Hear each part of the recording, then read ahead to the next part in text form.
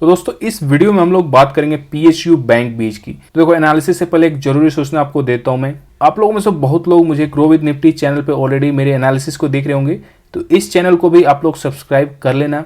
यहाँ पे भी आपको ETF से रिलेटेड वीडियोज देखने को मिलेंगी, तो ये मेक श्योर करना आप इस चैनल को आप सब्सक्राइब करके रखो सो दैट आपको अपडेट्स जो है यहाँ पे भी देखने को मिल सके। चलो तो शुरू करते हैं ETFs की एनालिसिस। और पीएसयू बैंक बीज में पिछली एनालिसिस जो हमने की थी, तो यहाँ पे हमने बात की थी एक रेंज जो है, ये रेंज का ब्रेकआउट हो रहा है। देखो रेंज जो हमने खींची, ब्रेकआउट अब कहाँ पे आपको देखने को मिलेगा, यहाँ पे ये ब्रेकआउट जो है इस टाइम पे हो रहा था। तब हमने बात की थी सेक्टर जो है स्ट्रेंथ हमें दिख रही है। अब देखो इस सेक्टर के स्ट्रेंथ पता लगाने के लिए दो चीजें हमने देखी थी। एक तो ये आरएस लाइन ऊपर की तरफ जा रही थी, यानी कि आरएस लाइन जो है अपने आप में एक स्ट्रेंथ को ही दिखाता है। ये एक फॉर्मूले से तैयार किया जाता है, निफ्टी 50 को डिवाइड किया जाता है। और निफ्टी 50 डिवाइड किससे करेगा, ये पीएसयू बैंक बीज से। तो जो रेशियो होगा अगर ऊपर की तरफ जा रहा है तो यानी कि पीएसयू बैंक बीज निफ्टी को बीट कर रहा है। इसका सिंपल मीनिंग यही है, रिटर्न जो है पीएसयू बैंक बीज में ज्यादा बन रहे हैं। तो बीच में जो उससे पहले देखोगे तो ये लाइंस जो है नीचे की तरफ आ रहे थे, इसका क्लियर इंडिकेशन है कि निफ्टी जो है यहाँ पे सही था। और निफ्टी सही भी था क्योंकि ये काफ़ी दिनों से एक ही रेंज में बंधा हुआ है, बट निफ्टी बीच में काफ़ी ऊपर गया था, फिर भी ये बहुत दिनों से करेक्शन में है। और उस करेक्शन के बाद ये ऊपर चलना शुरू किया था, उसके साथ साथ ये चार्ट में भी हमें दिख रहा है। और निफ्टी जब गिरा भी था तो ये उतना ज़्यादा नहीं गिरा था, तो स्ट्रांगनेस में ये भी है। और अभी बीच में ब्रेकआउट करने के बाद वापस जब निफ्टी गिरा तो इसको भी साथ साथ में खींच लिया, इस रेंज में फिर से ये आ चुका है। तो अभी देखोगे तो देखो अभी भी उसमें बहुत ज़्यादा कुछ डैमेज नहीं हुआ है। डैमेज करने का मतलब बहुत सारे सेक्टर्स जो देखोगे, अगर आप ग्रो विद निफ्टी चैनल पे हमने जो बात की थी, ऑटो सेक्टर जो हमें क्लियर कट डाउन ट्रेंड में भी देखना शुरू हो चुका है, क्योंकि ये जो लो है ये लो उसमें टूट चुका है। तो इस तरह से जो है प्राइस एक्शन उसमें निगेटिव अभी देखने को मिल रहा है। बट पीएसयू बैंक बीज में भी निगेटिव प्राइस एक्शन नहीं हुआ। देखो ये जो लो बने हैं ये लो इंटैक्ट हैं, और इसका साफ मतलब है कि अभी भी प्राइस जो है इस रेंज में ही है। और अभी देखते हैं इस लो को अभी भी नहीं तोड़ा है, यानी कि ये लो जो है ना रेंज ये लेवल जो आएगा 70 रुपीज़ के आसपास आएगा या 71, ये दोनों का रेंज जो है 70-71 का ये टूटना इंपॉर्टेंट है। उसके बाद ही हम इसमें निगेटिव प्राइस एक्शन की एक्सपेक्टेशन कर सकते हैं। अभी कुछ नहीं हुआ है, काफ़ी दिनों से ये लो होल्ड किया हुआ है, तो प्राइस एक्शन के हिसाब से कोई दिक्कत नहीं है। गिरावट जो है वो हो रही है। वॉल्यूम एक बार देख लेते हैं, क्योंकि वॉल्यूम्स भी एनालिसिस करते हैं। तो वॉल्यूम इस लाइन में अगर देखोगे तो यहाँ पे बढ़ी है, थोड़ा सा आप ध्यान देना, वॉल्यूम्स इस रेंज में बढ़ी है। अगर इससे पहले आप वॉल्यूम्स देखोगे, वॉल्यूम्स चलो हट जा रहा है, अब इसको बंद कर देते हैं, इसका काम हो गया।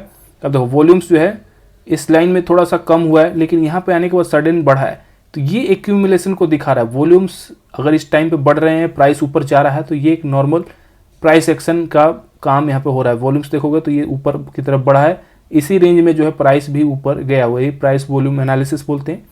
सिंपल आपको इस कॉन्सेप्ट को और समझना है तो यूट्यूब पे भी सर्च कर सकते हो। ये काफ़ी वेल नोन एंड बहुत इंपॉर्टेंट कॉन्सेप्ट है प्राइस एक्शन का। यानी कि प्राइस जो है ऊपर जा रहा है तो वॉल्यूम्स भी बढ़ना चाहिए, और प्राइस जब नीचे की तरफ आ रहा है, यहाँ पे नीचे आ रहा है, वॉल्यूम्स घटना चाहिए। ये नॉर्मल सिनेरियो होता है। यानी कि हेल्थ जो है, ये हेल्थ चेकअप अगर आप वॉल्यूम्स के हिसाब से देखोगे तो हेल्थ चेकअप में ये साफ साफ बता रहा है कि हेल्थ इसका सही है। ये सेक्टर अभी बहुत ज़्यादा दिक्कत नहीं कर रहा है। गिरावट जो है वो थोड़ा सा जरूर तेजी से हुई है। ये उनको प्रॉब्लम कर रही होगी ना जो ऊपर लेवल्स पे बैठे हैं। तो ऊपर लेवल्स पे जो लोग बैठते हैं उनको प्रॉब्लम हर जगह होती है, बट कोई नहीं। अभी आप इसमें सिंपल देखो, सेक्टरल ETF है तो दो तरह से अप्रोच करना है। एक तो जो अगर आपके पास फंड जो है वो कम है तो फिर क्या करना है, इसमें रोक देना है एंड मल्टी सेक्टरल ETF में फंड लगाते चलना है। मल्टी सेक्टरल पता होगा आपको, जिसमें कोई एक सेक्टर जो है डिफाइंड नहीं कर रहा। अब ऐसा ये तो CPSE भी है, बट CPSE एक अलग थीम है। CPSE में भी मल्टी सेक्टर है, बट एक तरह से ये अलग थीम है, इसको अवॉइड करना है। ठीक है, तो मल्टी सेक्टर का सिंपल एग्जांपल दूं तो निफ्टी हो गया, निफ्टी 50, निफ्टी 100 हो गया यानी कि जूनियर बीज, फिर मिड कैप हो गया, स्मॉल कैप 250, या स्मार्ट बीटा ETFs में अगर आप जाओगे तो मूव वैल्यू है, अल्फा है, मोमेंटम 30 है, मोमेंटम 50 है। इस तरह के ETFs जो हैं ये जो है मल्टी सेक्टरल हैं, प्लस कोई थीमेटिक ETFs नहीं है। ठीक है, तो ये चीज़ आप ध्यान देना। दो काम कर सकते हो, एक तो इसमें से फंड रोक के यानी कि SIP रोक के मल्टी सेक्टर में जा सकते हो, पहला काम ये हो गया। अदरवाइज अगर आपके पास फंड की दिक्कत नहीं यानी कि आप काम चला सकते हो तो छोटी छोटी क्वांटिटी से बिल्डअप किया जा सकता है क्वांटिटी। इससे क्या होगा, आपके जो प्राइस है वो एक, अब अचानक से क्या होगा, आप ऊपर जाकर बड़ी क्वांटिटी बाई कर लोगे तो फिर प्राइस 10% भी नीचे आता है तो प्रॉब्लम हो सकती है। और पीएसयू बैंक भी 10% नीचे आ सकता है, ऐसा नहीं कि ये 10% नीचे नहीं आता है। ठीक है, ये वोलेटाइल ETF है और आप इसके पीछे फेज देखोगे तो वोलेटाइल है, चलता भी बहुत अच्छे से चलता है। अब ये करेक्शन, एक रिसेंट करेक्शन देख लें, रिसेंट करेक्शन मैं आपको दिखाता हूँ, ये वाला, ये करेक्शन रिसेंट देखोगे तो यहाँ से एक बार चेक करते हैं तो करेक्शन हुआ, और इसके लो से एक बार चेक करते हैं, हाई कितने लगा दिया, 127%। अगर ये पीक छोड़ दो तो नॉर्मल भी देखोगे तो 114%। ज़्यादा टाइम नहीं हुआ, ये मार्च से ही, और ये जस्ट 1 साल के अंदर इसने अपना काम कर लिया। तो पीएसयू बैंक बीच में ये ताकत है कि आपके पैसे को डबल कर सकता है, बट नीचे की तरफ ही सेम काम कर सकता है। तो ध्यान देना, यहाँ पे करेक्शन जो है ऐसा ही दिख रहा है हमें, यहाँ पे जो करेक्शन बन रहा था ऐसा ही करेक्शन कुछ यहाँ पे भी हुआ है। तो धीरे धीरे टाइम लेगा। आप देखो, इसको थोड़ा सा और इलेबोरेट करके देखते हैं कि क्या हुआ था पिछली बार।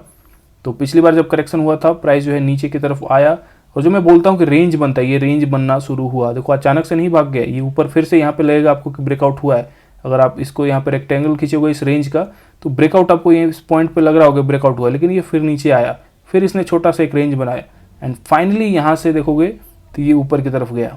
ठीक है, बीच बीच में छोटे करेक्शन होते रहे, और फिर ये देख रहे हो किस तरह से आपके पैसे को डबल किया है। तो टाइम लेता है डबल करने में, ऐसा नहीं कि सीधा यहाँ से स्ट्रेट लाइन ऐसे चला जाएगा, नहीं, ऐसा नहीं होता। कोई भी सेक्टर टाइम लेता है। एक बार स्ट्रेंथ बनाने के लिए, आगे भागने के लिए उसको टाइम चाहिए, थोड़ा सा कंसोलिडेशन चाहिए। तो कंसोलिडेशन हमें दिख रहा है, वॉल्यूम में भी कंसोलिडेशन दिख रहा है। यहाँ पे प्राइस जो वॉल्यूम से पिकअप हो रहा है, तो यानी कि बड़ी क्वांटिटी में ट्रेड होते जा रहा है। और लो में भी यहाँ पे कोई दिक्कत नहीं, यानी कि जो लो पॉइंट है ये कोई दिक्कत नहीं है, हाई बनने अच्छी बात है। लो नए नहीं बनने चाहिए, यानी कि इस लो को क्रॉस नहीं करना चाहिए। तो अभी देखते हैं, अप्रोच मैंने आपको बता दिया, दोनों में से आप कोई भी एक अप्रोच लगा सकते हो, यानी कि एसआईपी मेथड, छोटी छोटी क्वांटिटी के साथ बिल्डअप कर सकते हो, या फंड की दिक्कत है तो फिर आप दूसरे मल्टी सेक्टरल ईटीएफ्स में जा सकते हो जहां पे रिस्क कम है। तो ये दोनों अप्रोच के साथ चलो, दिक्कत नहीं होने वाली है। तो आई होप कि ये वीडियो आपको इन्फॉर्मेटिव लगा होगा। चलो मिलते हैं नेक्स्ट वीडियो में।